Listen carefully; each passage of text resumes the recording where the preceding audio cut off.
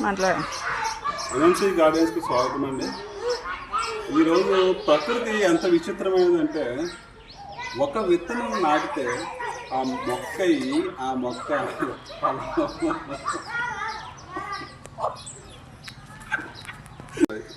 బెండకాయ హార్వెస్ట్ చేస్తున్నారు చూడండి.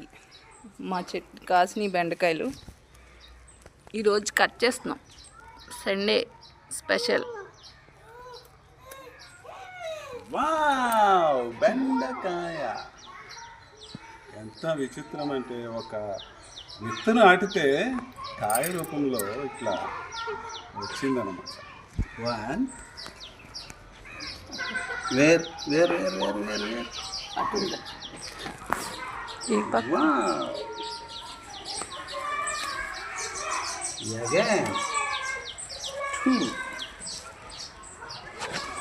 కూర్చో, హాయ్ చెప్పు.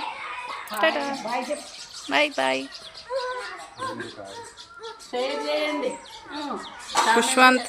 పుష్వంత్కి ఈరోజు ఇంట్రెస్ట్ లేదు వీడియోలో చూడడానికి. లైక్ చేయండి, మా మనవడు కుష్వంత్ గురించి లైక్ చేయండి అందరూ.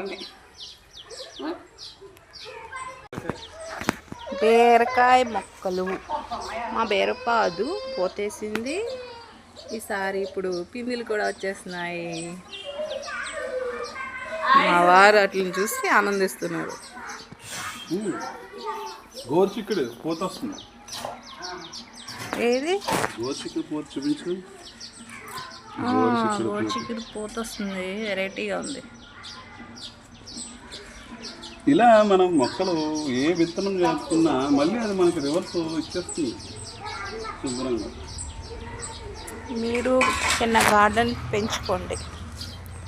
ఈరోజు మళ్ళీ గోంగూర హార్వెస్ట్ చేస్తున్నాం మొన్న కోసం. మళ్ళీ ఇప్పుడు చూడండి ఎలా వచ్చేసిందో. ఈవేళ కట్ చేస్తున్నాం. ఎలా కటింగ్ అన్నారు? కట్టి తెచ్చాను. చెప్పండి.